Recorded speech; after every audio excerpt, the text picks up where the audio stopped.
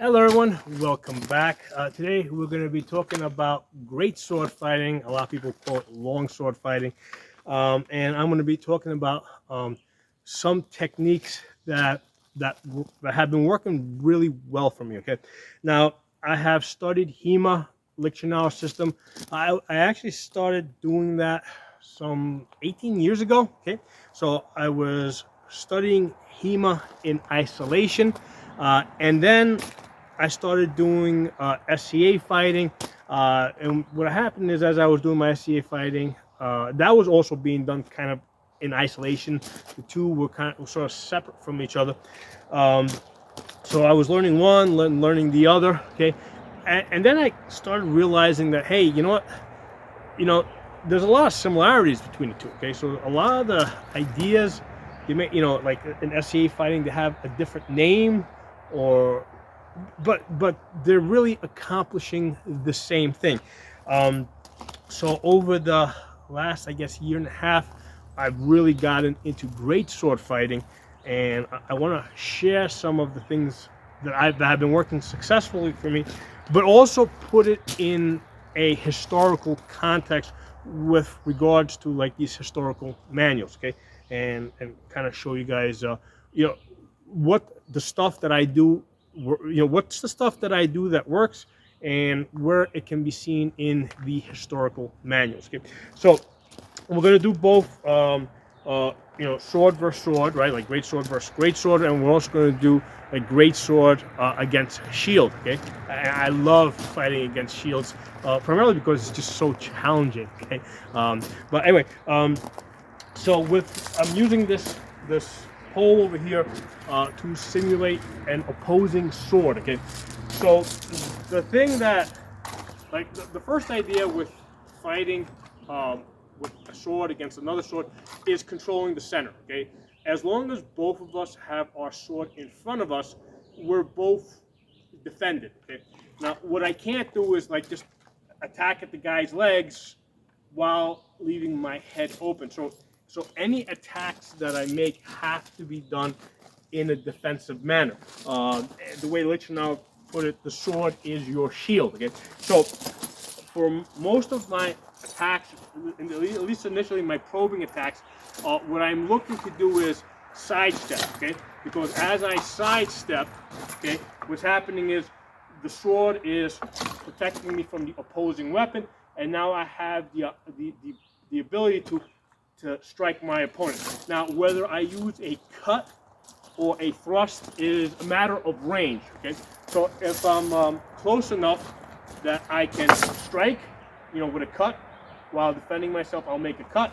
If I end up a little bit out of range, and it might be because they pull back a little bit, okay, I'll just follow through with the thrust. Okay, so that's like very like introductory lecture stuff. Okay, now the other thing I'm going to say is that when you practice this stuff, practice with your gauntlets. It's not likely that you're going to be fighting barehanded. Okay, so whatever sword you plan to be using, whatever hand protection you plan to be using, practice with that. So I like using these hard shell clam gauntlets, and I like using a sword that has a pretty thick grip, so I can hold it with these gauntlets, and it feels pretty comfortable. Okay, so I don't like using swords that have very thin grips because it just doesn't work well with these type of gauntlets. Okay, so you gotta match up your gauntlets to your weapon. Okay, so that's really pretty simple stuff there. So what will happen is, as we are here, a lot of times we're going to find ourselves, we're both going to strike these diagonal cuts. In the Lich system, they refer to it as the Zornhau, the strike of wrath. So we come in diagonally over here, and from here we're both kind of fighting for the center. Okay, we're both trying to sidestep each other to thrust through or cut through. So one of the ideas that I've come to really appreciate from the German system is the idea of using leverage. Okay, so this part of the sword down here, that's what they call the strong. It gives you more leverage. That up here is the weak. It's faster. So the classic response to the Zornhau is your Schwarzhau, right? So now exactly what is happening here?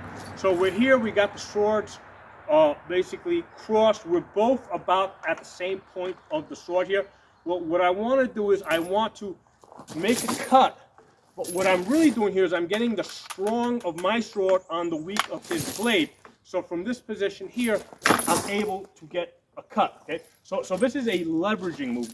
That's one of the things that people don't realize about the Schwarzhau, because a lot of times they'll sit there, right, and they're helicoptering back and forth, right, like this, but not realizing that the main thing there is you want to gain leverage. Okay, so the Schwarzhau against the Zornhau, right, it gives you leverage. So as I make this cut here, okay, you know, I'm making the cut, okay, right, I'm making contact there as I turn the blade over. But the more important thing is my strong is on his weak, and that's what allows me to push his blade to the side and make that cut. Now, what's going to happen is, depending on the calibration that's required, a lot of times I'll make contact, but it's not strong enough, right? So like in the SCA, when we're fighting with rattan swords, it has to be of sufficient power. So, and that's the reason, right? It has to be of sufficient power. I assume that, hey, maybe it won't be good enough. So from here, right, we're here in this bind, okay, I make my Schwarzhau, and then from there, I'll immediately cut over to the other side. Because from here, I've got the rotation, right? I've got the blade in front of me that's blocking me as I cut to the other side, okay? So there's a purpose there, right? There's a purpose to the Schwarzhau, right, or this high horizontal cut. Okay, the purpose of this high horizontal cut is basically what they call in the German system a wind. It's a type of a wind where I'm gaining leverage. Okay, from here I'm rotating the blade up, I'm moving my body to also, because basically that's also going to generate torque and force, right? And I have no choice. I have to maintain blade contact unless he for some reason pulls off of it. But most likely they're going to want to keep pressure, right? So from here, I'll step to the side. I'll make that cut. You know, maybe he moves his blade over and maybe it doesn't make contact. But as he moves his blade over, right, to block that, he's opening up on the other side. But then I'm going to come around to the other side and make that cut the whole time blocking myself. Again, the sword is my shield. So, so the thing that makes that strike work initially is the leverage. We're looking for leverage, trying to get his weak on my strong. Now, if somebody's going to do that to me, right?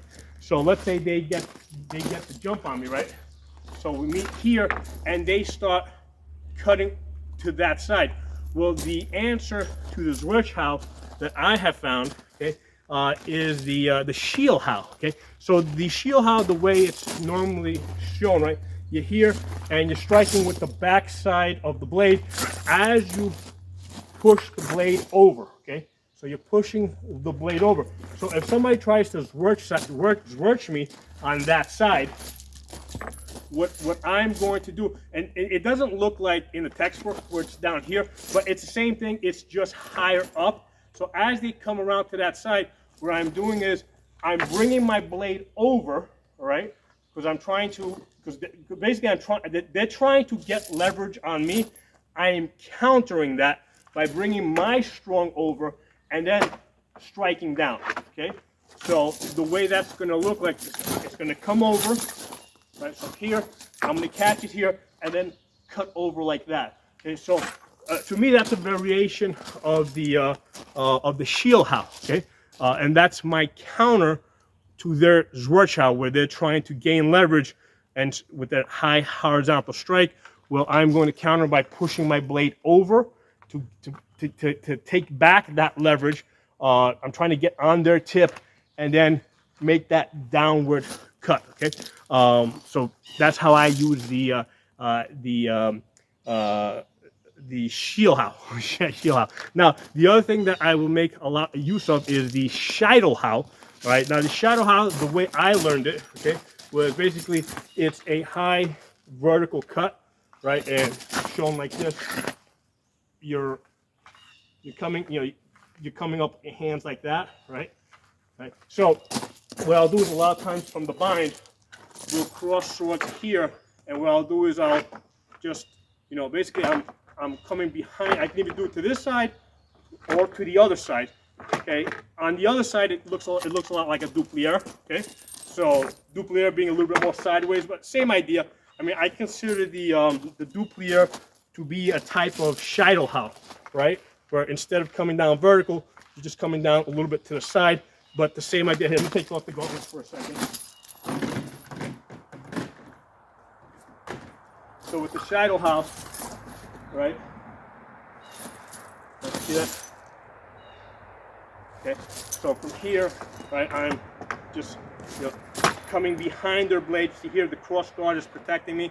Okay, again here the cross guard is protecting me. So I'm basically sneaking behind their blade, trying to get, essentially I'm curving the sword around their defense, right? By doing that or like that. Okay.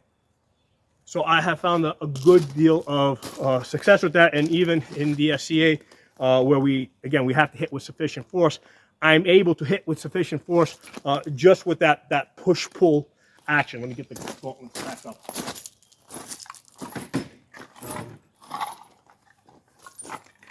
Now the other strike that I will use is the krumpau, and again I'm going to show you guys how I use the krumpau. Now the krumpau is typically, it's a crooked strike.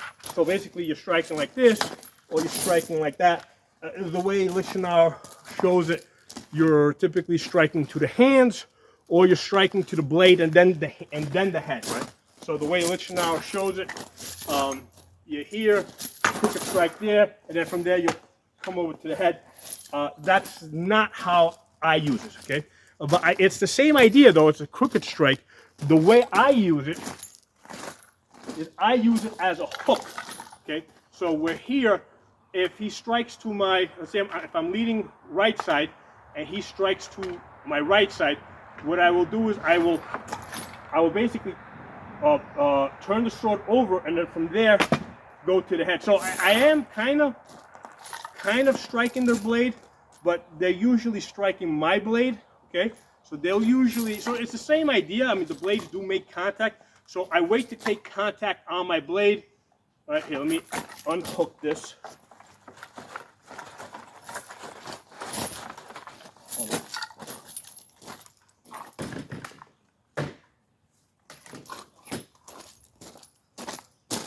Now I realize that a lot of this stuff might be easier to demonstrate if I had somebody, if I had a partner. But usually what happens is if I have a partner, I'm actually fighting with them. Okay, we're practicing. We're not doing demonstrations. Okay, so that's why usually most of these instructional videos that I do, they're solo, because like right here today I don't have anybody to fight with, so I might as well do a video on it. Okay. So here we are. Okay, so I've got somebody, they strike me here, and what I'm going to do is I'm going to basically turn the blade down like that. So there's my crooked strike. Okay, all right. So a lot of times that ends up almost hooking their sword. Okay, a lot of times I'll actually, depending on how they're holding it, if they're still holding it upright, I can pull them in, and then from there go to the head. Okay, so that's how I use the krumpau. Okay, you got to practice this stuff with your gauntlets on.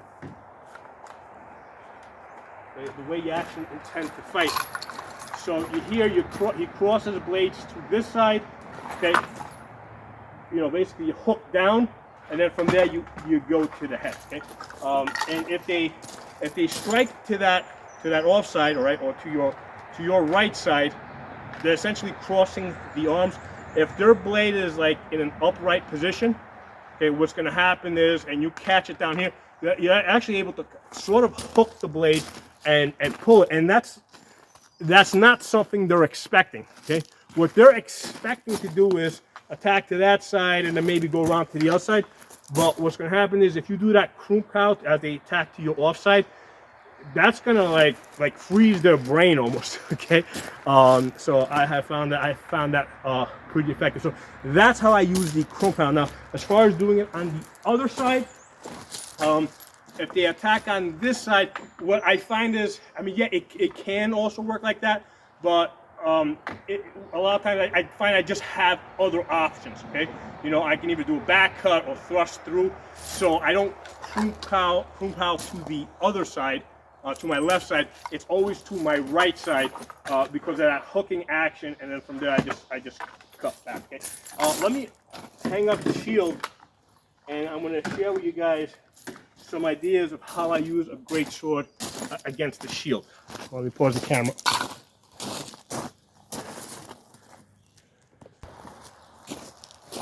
Actually, before I hook up a shield, I want to show you guys what I would do as if I'm fighting with a shield against a greatsword or against the polearm for that matter. I'll make sure the camera's in the right position. Yeah, it's fine. Okay, so let me get a shield.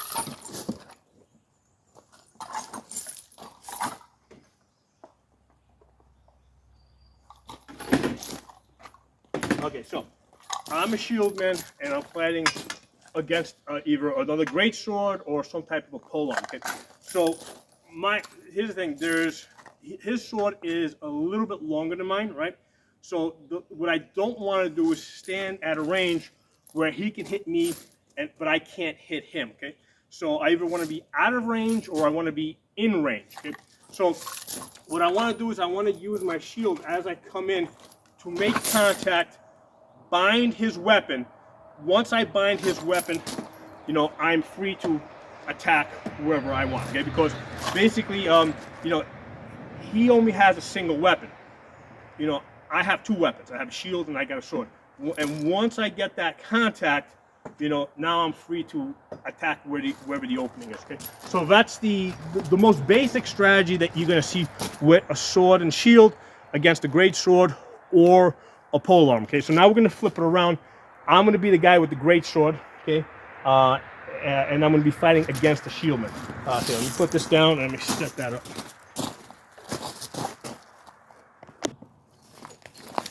All right, so we're fighting a sword and shieldman now, right? His shield, that's his sword over here, okay? So my first strategy, which is also a probing strategy, is going to be the easy one, okay?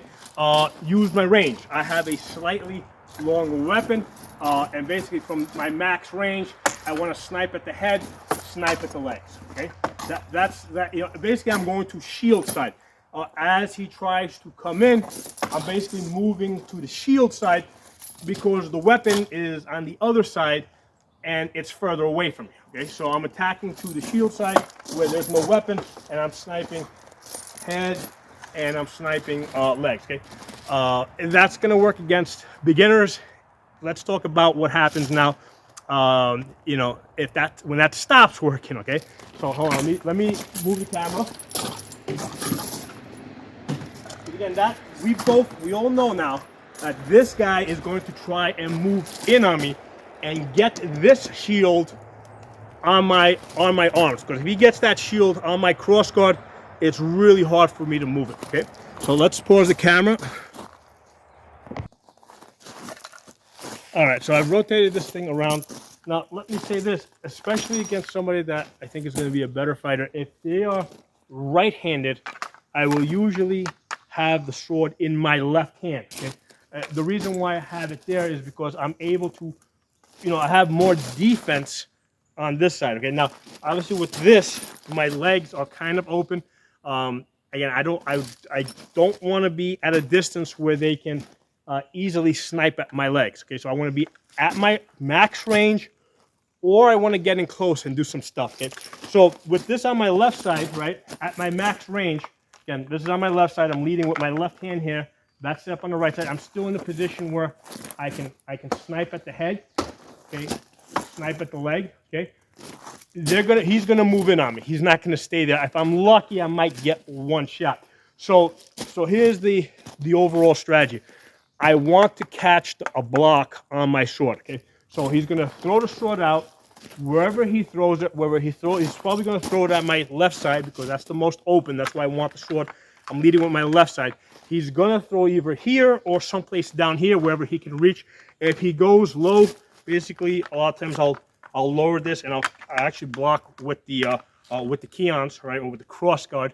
Okay, so I want to catch that block, and as he's recovering his sword, I'm going to follow his sword back and attack to the sword side, okay?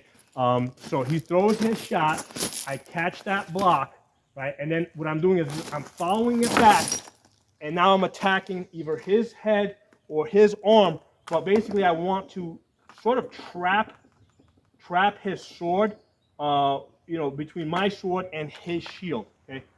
That's where I want to get. Now from here, I might take a follow-up shot, okay? But one of the things that I will, if I don't immediately kill him or take his arm, okay, I'll bring up the guard, get my pummel on his sword, right? Rip that down, and then strike at the head, okay? So usually that is going to put them in a very uncomfortable position, okay? So, and the key here is that I can only attack after I block that shot, right? Because what I don't want to do is like be attacking at them without control of their sword, right? Because they're going to, then it's like a 50-50, okay? I don't want that. It's actually, because they can still block with their shield, okay? So I have to make contact with his sword so that I know that his sword is now on the way back, okay? While they're recovering their sword, I'm going to come in, okay, strike the head, strike the arm if I can. Good chance that they're going to sword block it, okay?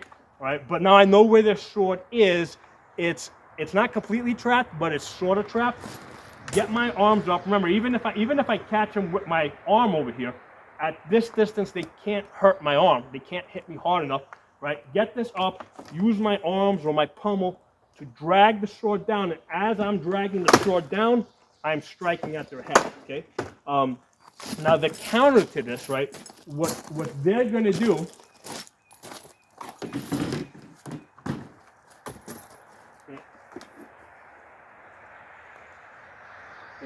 so once you trap their sword, right, and they realize what's happening is they're gonna try and transfer that contact from their sword to their shield, okay? So they're gonna move their shield over and then try to free their sword. They may have to pull out, right? Let me do it this way, right? So you're here, you make contact with the sword, it's pinned against their shield or otherwise trapped. They're gonna bring their shield over to transfer that contact while trying to free their sword. Okay, that's gonna be their move. But look what they've done. When they bring their shield over, they've opened up on the other side of their head. Put this back down.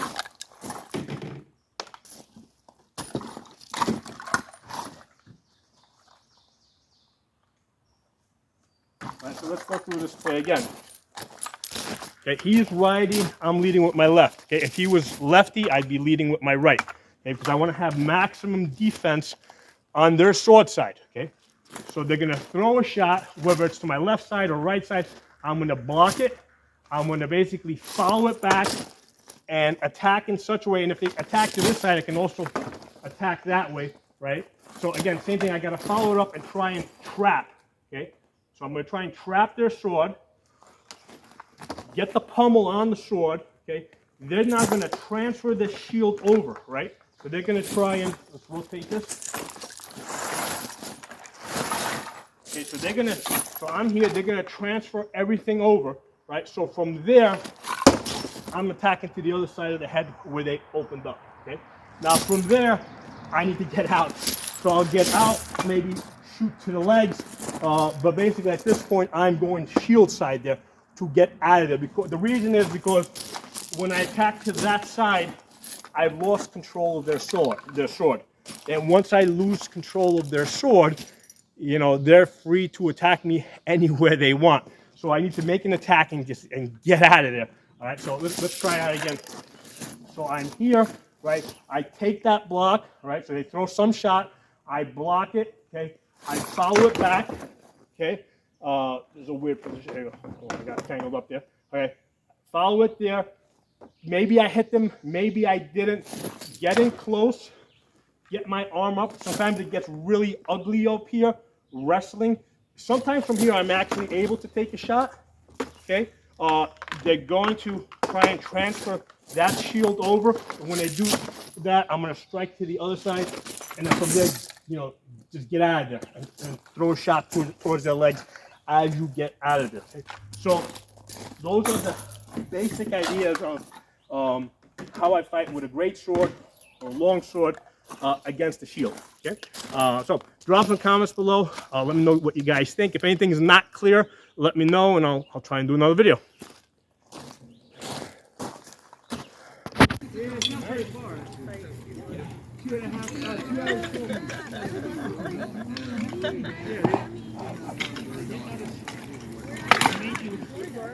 I don't know if tank is the right word.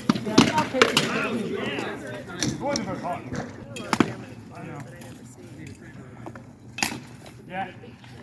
No, that was good. No.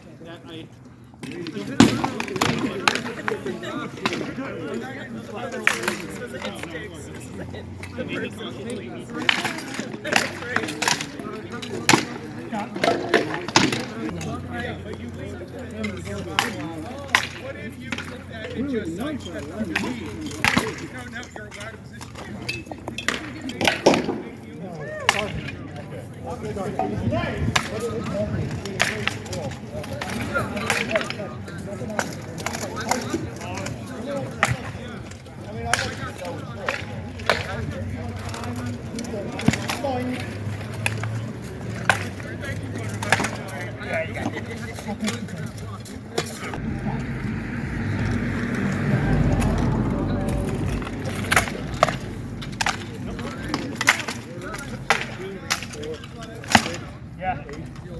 Yeah.